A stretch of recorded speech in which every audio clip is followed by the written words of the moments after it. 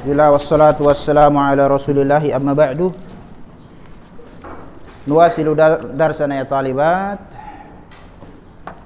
Al-an kita lihat konsep bagaimana peradilan, konsep peradilan. Konsep hukuman ya, konsep hukuman yang di nomor 3. Sudah?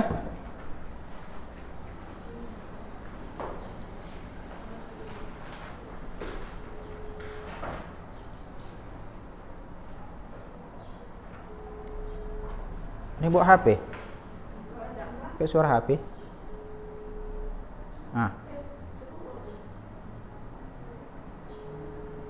Atau saya? Tapi suaranya kayak gini.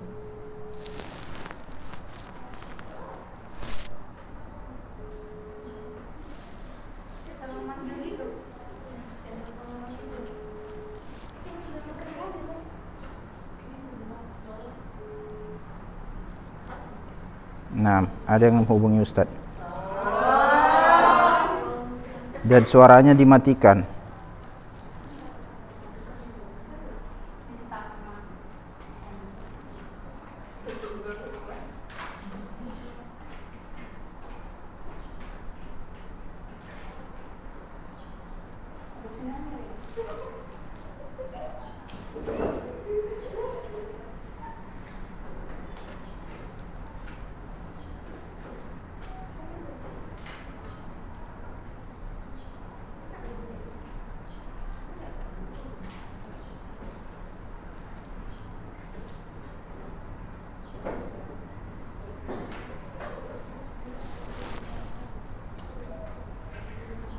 Baik. Ammal qisas wad diyat, yang ketiga yang berkaitan dengan qisas dan diyat. Apa itu diyat? Denda.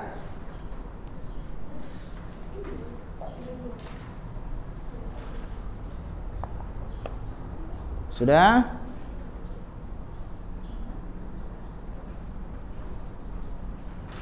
Kanal qisasu minal jani ma'rufun indal Arab fil jahiliyah.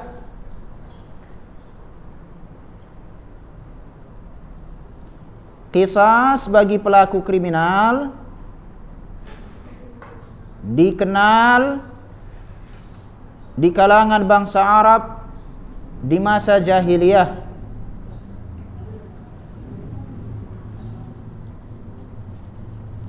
Walakin kana al-qisasu yata'adda ila awliya'il jani.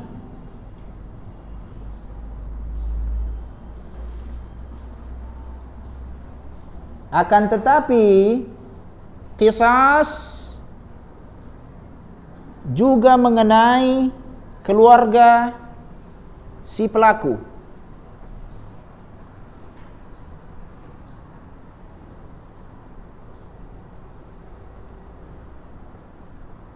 Fayuqtal ma'ahu auladuhu au ikhwanuhu.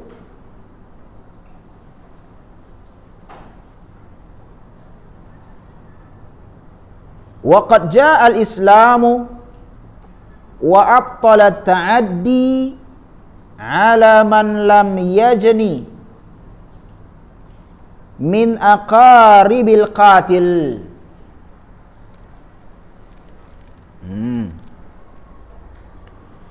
Sehingga dibunuh juga bersama pelaku anak-anaknya atau saudara-saudaranya.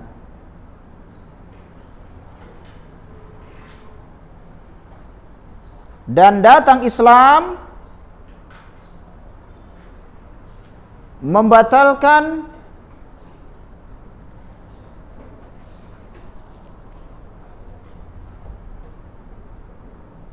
dibunuhnya atau dihukumnya orang yang tidak melakukan kesalahan dari keluarga pelaku kriminal.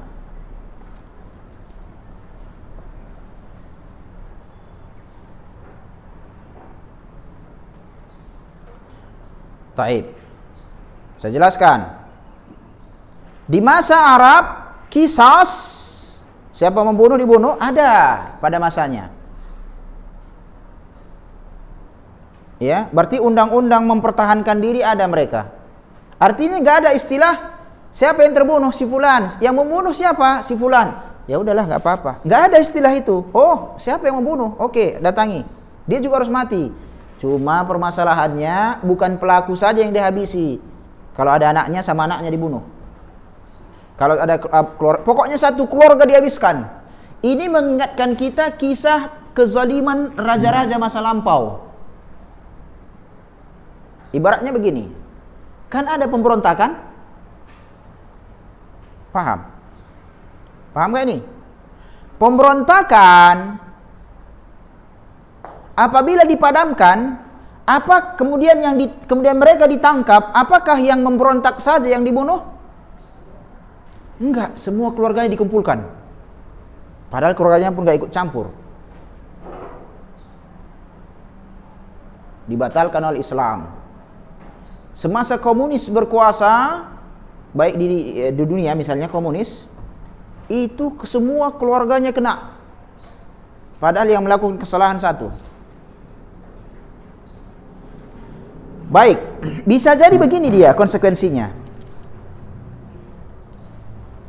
Yang juga mirip ya, praktek modern. Kita kan harus lihat, karena tidak ada satu kezaliman atau satu permasalahan yang dibatalkan Islam pada masa yang lampau, melainkan pada zaman sekarang juga ada, meskipun bisa jadi bukan dalam bentuk pembunuhan misalnya.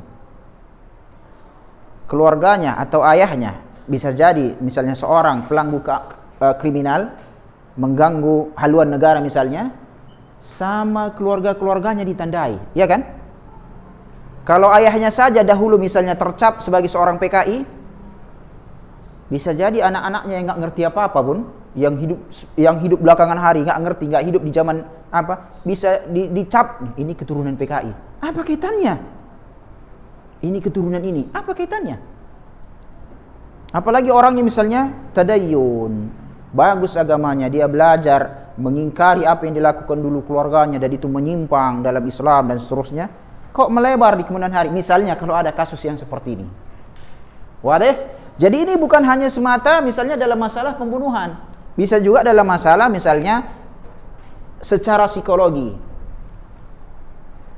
Ya? Dan ini yang dibatalkan oleh Islam. Karena siapa yang melakukan kesalahan dia yang tanggung jawab. Dan kita pun tidak menganut sistem dosa keturunan. Itu orang Nasrani. Ya, enggak ada istilah dosa keturunan. Siapa yang melakukan kesalahan, dia sajalah yang menanggungnya. Adapun yang tidak melakukannya, maka selesai. Wadih. Taib. Jadi di sini kita ketahui bahwasanya ada memang hak mengambil kehormatan, artinya adalah keluarganya diganggu atau dizolimi, maka akan ada hukumannya pada masanya. Tetapi dia melebar, yang enggak tahu menau pun kena. Kayak sama pada zaman penjajahan Belanda, negeri kita misalnya, ya. Rakyat semua kena, padahal misalnya yang mempertahankan kemerdekaan yang ikut berperang itu berada di hutan-hutan, tapi masyarakat yang ibaratnya nggak kuat, nggak ikut berperang, karena nggak mampu segala macam, mereka pun kena hukumannya sama penjajahan, gitu. Itu melebar istilahnya, melebar. Sehingga pada masa itu, ya mungkin barangkali keluarga kita atau kakek kita kalau cerita misalnya, di mana kuburan kakek? Oh, enggak tahu kita. Kenapa? Dulu enggak boleh kita akui. Kenapa? Kalau kita akui kita pun kena. Misalnya ditangkap kakeknya, kemudian dieksekusi. Mungkin akan ditanya, nih siapa keluarganya ini? Semua orang diam. Kenapa? Karena pada waktu itu begitu tahu ini keluarganya sama keluarganya diambil, maka orang diam. Akhirnya kalau diam, ini kan entah kemana dibuat mayatnya. Makanya banyak dahulu keluarga-keluarga yang kuburannya itu enggak diketahui di mana. Waduh. Karena masalah itu. Ya, kalau diakukan ini keluarga kami, oh semuanya ditangkap. Padahal dia nggak ikut campur dalam masalah seperti itu. Wadah? Oke. Masuk kita halaman 40.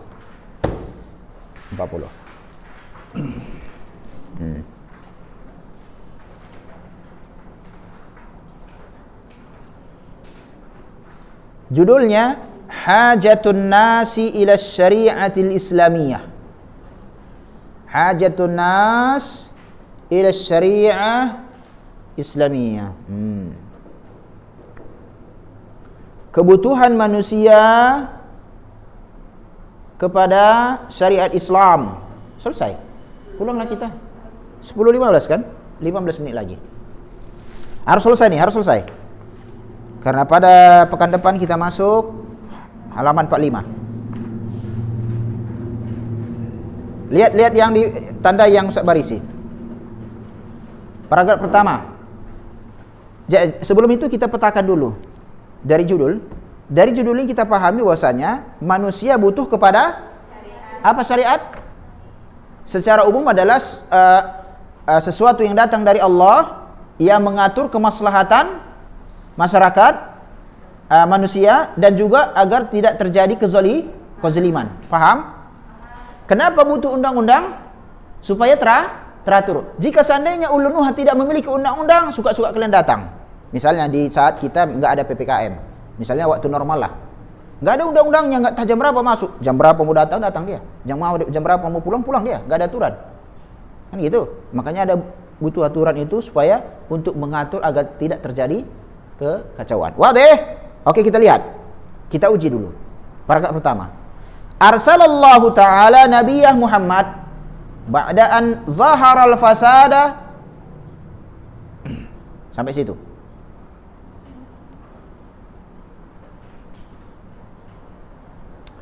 Allah Subhanahu wa taala mengutus nabinya Muhammad setelah muncul kerusakan.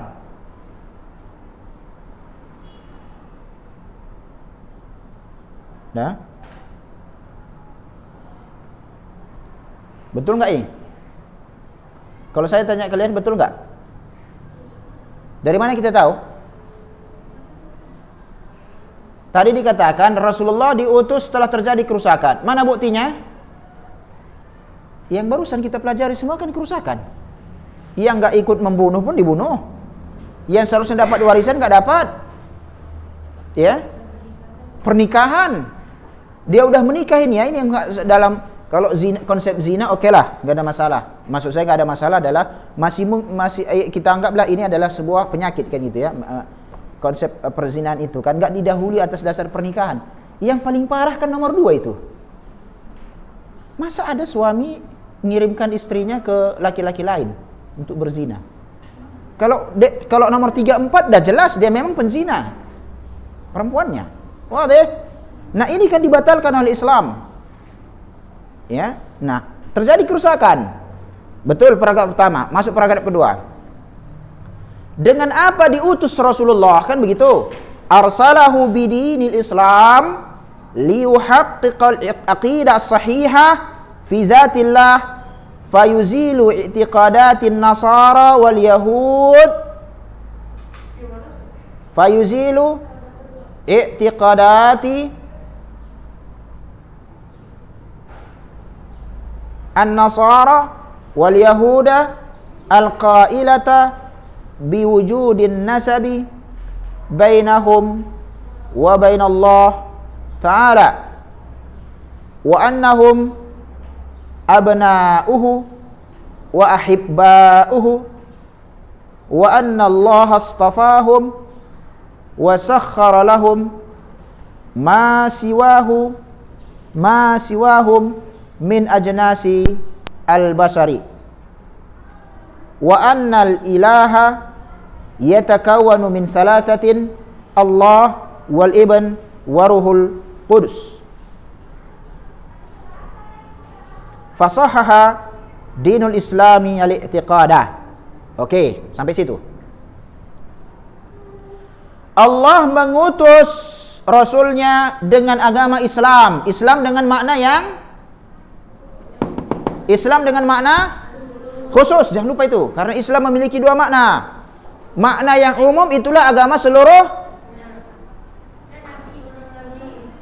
nabi. Nuh agamanya Ibrahim, Isa, wadih. Untuk menerapkan akidah yang benar pada zat Allah Karena kezaliman terbesar ya talibat, kezaliman kepada Allah. Kita makhluk, lalu kita memberikan ibadah kepada selain Allah. Taib. Thumma Islam menghilangkan keyakinan Nasrani, sebagaimana Islam menghilangkan keyakinan Yahudi, di mana mereka mengatakan adanya garis keturunan antara mereka dengan Allah. Iya kan? Konsep Trinitas nanti. Di mana mereka mengatakan Isa putra Allah, itu Nasrani. Sedangkan Yahudi Uzair putra atau anak Allah, Uzair. Dan bahwasanya mereka adalah anak-anak Allah dan orang-orang yang dicintai Allah, dan bahwasanya Allah memilih mereka dan Allah menundukkan untuk mereka selain mereka tersebut dari kalangan manusia. Inilah yang menyebabkan kenapa Yahudi merasa diri mereka yang paling mulia di muka bumi ini. Kenapa? Selebihnya dari kita ini anggapnya budak untuk melayani mereka. Kami ini orang-orang yang dipilih oleh Allah Tabaraka wa Ta'ala. Ya? Begitu juga orang-orang Nasrani. Mereka menciptakan 3 sesembahan Allah, Tuhan Bapa, Tuhan Anak, dan Ruhul Kudus. Ya kan? 3. Allah, Anak, Ruhul Kudus. Siapa Ruhul Kudus? Jibril alaihi salam. Jibril. Ruhul Kudus ini Jibril. Sudah? Meskipun ada juga yang mengatakan di antara mereka di kemudian hari Bunda Maria. Ya. Lalu Islam datang untuk membenarkan keyakinan ini.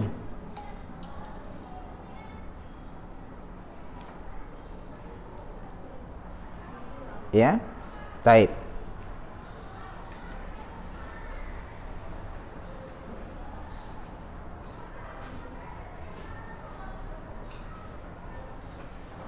Kemudian paragraf yang ketiga. Kita ada 8 menit lagi. Fa wada Allahu anzimatal ibadati lituhaqqiqa wa tuakkida izalatal fawariq al-bashariyah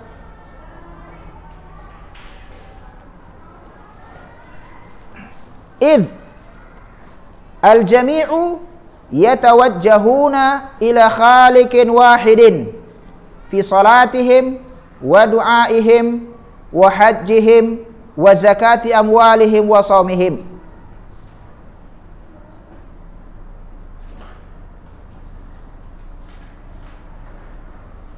Allah meletakkan tata cara peribadatan untuk merealisasikan dan menekankan hilangnya perbedaan kemanusiaan, perbedaan manusia, untuk menghilangkan perbedaan manusia. Tadi kan Yahudi mengatakan kami yang paling mulia. Islam datang meletakkan ibadah yang sifatnya semua kita sama-sama sujud nanti kepada Allah. Mau dia kaya, mau miskin, mau dia sehat atau tidak, sama semua.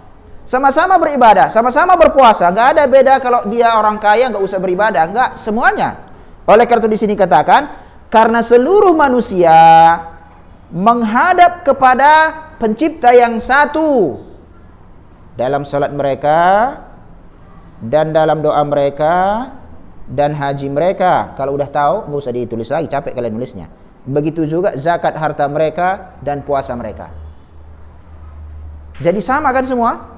Enggak ada kezaliman dalam Islam. Semuanya beribadah, mau dia kaya mau tidak, mau dia miskin atau kaya, mau dia sehat atau tidak, mau memiliki jabatan atau tidak, semuanya sama. Apa yang membedakan? Enggak ada. Yang punya mobil sama yang enggak punya mobil sama-sama sholat, sama letakkan ini ke bawah. Sama semua kan? Lihat di musim haji, nggak kenal pun kita siapa-siapa mereka. Mau pejabat, nggak ada dibedakan situ pejabat, presiden atau rakyat jelata, nggak nampak, sama semua. Paragraf 1, 2, yang ketiga, yang dari atas.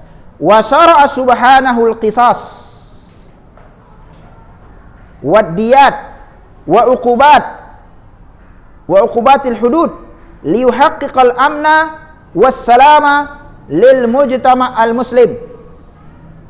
Allah juga mensyariatkan kisas dan denda, begitu juga hukuman untuk merealisasikan keamanan dan keselamatan bagi masyarakat Islam. Betul nggak? Coba kalau nggak ada hukuman.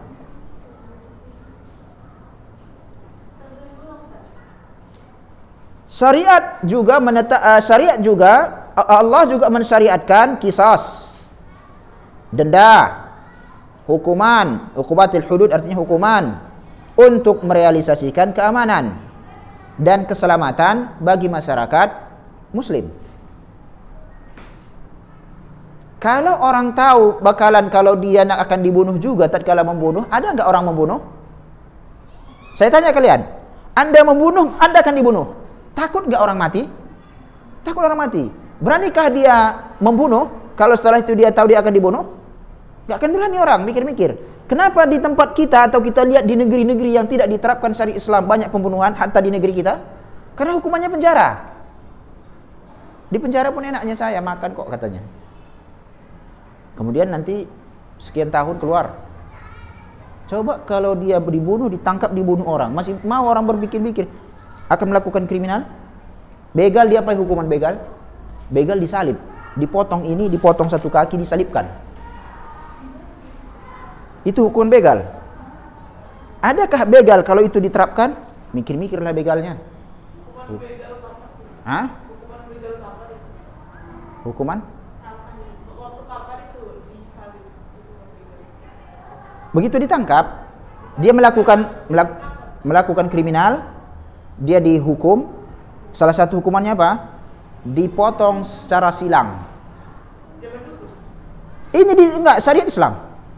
Syariat Islam bagi orang yang begal atau penyamun, perampok di jalan, ya, yang mengganggu keamanan, ya, melakukan seperti itu. Kalau kita di sini mungkin ada begal, ya, itu hukumannya apa? Dia disalibkan, tapi ininya pun dipotong, disilang secara silang, ya, antara tangan kanan dan kaki kiri. Kemudian dipampangkan supaya dilihat orang. Kira-kira masih berani orang begal? Nggak berani dia, aduh kayak gitu. Makanya syariat Islam itu ditolak karena nggak sesuai selera. Yang sesuai selera diterima. Contohnya apa? Warisan tadi. Ya. Menjaga keamanan. Wadih? Nah, jadi kita butuh syariat. Kalau ada orang menganggap dirinya tidak butuh syariat, ya, coba dicek kehidupannya. Coba dicek masyarakat di situ. Ya, kriminal banyak, nggak aman. Meskipun misalnya kita lihat ya aman-aman, tidak ada kekacauan lah, huru-hara maksudnya. Tapi kan secara individu-individu akan diganggu dia. Ada pembunuhan, ada perampokan dan lain sebagainya. Kayak baru-baru ini, semalam ya, perampokan di Simpang Limun kan? Kalian tahu? Siang hari, 2:30, 3:30. Toko emas di Simpang Limun dirampok siang hari. Pakai senjata lagi. 4 orang. Biasa aja dia datang, semua orang lari, bawa senjata. Coba kalau orang berpikir mak merampok, gawat nih, potong tangan. Kenapa dia mengambil yang dijaga?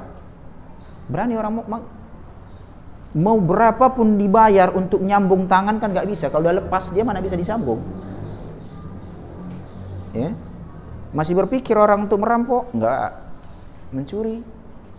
Enggak. Apalagi dia sampai menghilangkan nyawa orang, kena penggal dia. Aman? Akhirnya aman. Sekarang kan tidak.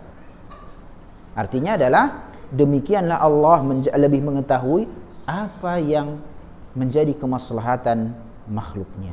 Wadih ya talibat. Taib. Naqif idahuna. InsyaAllah. Taib. Ini selesai dia. Satu lagi terakhir. Di paragraf 1, 2, 3, 4, 5. Kullu hada. Dapat? Kullu hada min ajlil insan. Semuanya ini untuk manusia. Enggak ada untuk Allah. Enggak butuh Allah. Oleh karena itu dikatakan wa illa, kalau tidak, fallahu ta'ala ghaniyun 'anil khalqihi. Allah itu tidak butuh kepada makhluknya. Jangan kira mengatakan Allah butuh sama kita, enggak. Ini akan saya luaskan sedikit karena berkaitan masalah bid'ah. Pada pertemuan kita pekan depan kita akan mengambil juga mulai kita masuk inti dari pembelajaran kita di sini, pembagian fase-fase fikih, ya. Fase-fase fikih insyaallah di halaman 45 itu ya akan kita bahas insyaallah di pertemuan kita berikutnya hari Jumat. Wassallallahu wasallam ala nabiyina Muhammad wallahu a'lam. Assalamualaikum warahmatullahi wabarakatuh.